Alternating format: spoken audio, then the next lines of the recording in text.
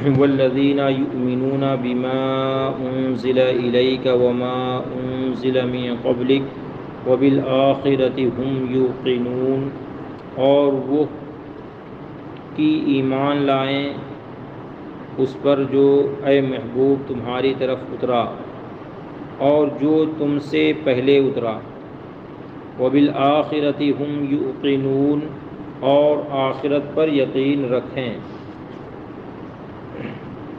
اس آیت میں اہل کتاب سے وہ مومنین مراد ہیں جو اپنی کتاب اور تمام پچھلی آسمانی کتابوں اور انبیاء علیہم السلام کی وحیوں پر بھی ایمان لائے، اور قرآن پاک پر بھی، اور ما انزل الیک سے تمام قرآن پاک اور پوری شریعت مراد ہے۔ مسئلہ: جس طرح قرآن پاک پر ایمان لانا ہر مکلف پر فرض ہے، اسی طرح کتب سابقہ پر ایمان لانا بھی ضروری ہے جو اللہ تعالیٰ نے حضور اقدس صلی اللہ تعالیٰ علیہ وسلم سے پہلے انبیاء علیہم السلام پر نازل فرمائیں۔ البتہ ان کے جو احکام ہماری شریعت میں منسوخ ہو گئے ان پر عمل درست نہیں، مگر ایمان ضروری ہے۔ مثلا پچھلی شریعتوں میں بیت المقدس قبلہ تھا، اس پر ایمان لانا تو ہمارے لیے ضروری ہے، مگر عمل یعنی نماز میں بیت المقدس کی طرف منہ کرنا جائز نہیں، منسوخ ہو چکا ہے۔ مسلمانوں کا سب سے پہلے قبلہ کون سا تھا؟ بیت المقدس تھا۔ ہم لوگوں کا بھی قبلہ بیت المقدس تھا۔ نبی کریم صلی اللہ علیہ وسلم سے پہلے جتنے بھی انبیاء کرام دنیا میں تشریف لائے سب کا قبلہ کیا تھا؟ بیت المقدس تھا۔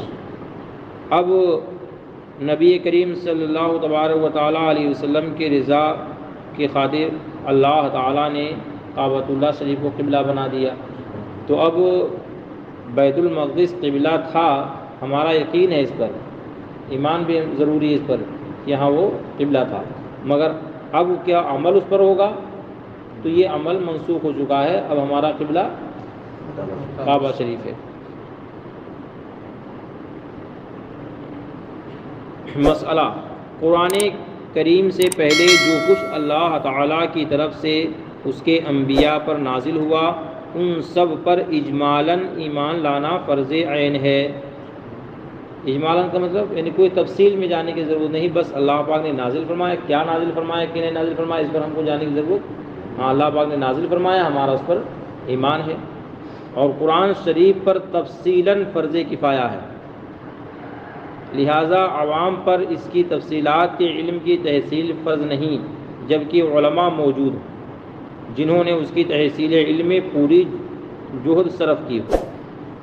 یعنی قرآن شریف کی تعلیم تفصیلی طور پر کہ یہ آیت کا مطلب کیا ہے، اس کا مفہوم کیا ہے، آیت کب نازل ہوئی، کس طور پر نازل ہوئی، اس کا خلاصہ کیا ہے، اس کی تفسیر کیا ہے، یہ عوام پر جاننا فرض نہیں ہے، مگر جو علماء ان کے دیار میں موجود ہوں ان علماء کے پاس بیٹھ کر کے کم سے کم اتنا کہ ان کے ایمان کو جلا ملے، ایمان کو روشنی ملے، اتنا جاننا تو ضروری ہے تاکہ اپنے ایمان کی حفاظت کر سکیں۔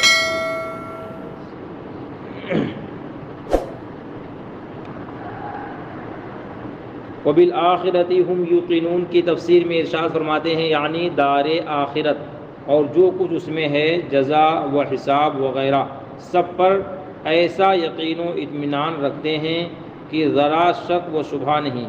اس میں اہل کتاب وغیرہ کفار پر تعریض ہے جن کے اعتقاد آخرت کے متعلق فاسد ہیں، جیسے کہ بہت سارے مذاہب ہیں جو کہتے ہیں کہ مرنے کے بعد دوبارہ اٹھایا نہیں جائے گا، مر گئے کام ختم ہو گیا، اب وہاں کوئی حساب و کتاب نہیں ہوگا، مگر ہمارے یہاں ایسا نہیں ہے۔ اور یہ مسلمان وہی ہیں جو آخرت پر یقین رکھتے ہیں کہ مرنے کے بعد اللہ پاک دوبارہ زندہ فرمائے گا، پھر ہم سے حساب و کتاب لے گا، ہمارے اچھے اعمال کی جزا دے گا، بدلہ دے گا ہمیں، اور اگر ہمارے برے اعمال ہیں تو اس پر اللہ پاک اگر چاہے تو معاف فرما دے، چاہے تو ہمیں سزا دے۔ اولئک علی ھدی من ربہم واولئک ھم المفلحون، وہی لوگ اپنے رب کی طرف سے ہدایت پر ہیں اور وہی مراد کو پہنچنے والے۔ یہاں تک اللہ تعالیٰ نے مسلمانوں کی صفتیں بیان فرمائی کہ قرآن پاک یہ ہدایت ہے مسلمانوں کے لیے، کن کن لوگوں کے لیے؟ جو غیب پر ایمان رکھتے ہیں، نماز قائم رکھتے ہیں، ہماری دی ہوئی روزی میں سے ہماری راہ میں خرچ کرتے ہیں، اور جو نازل کیا گیا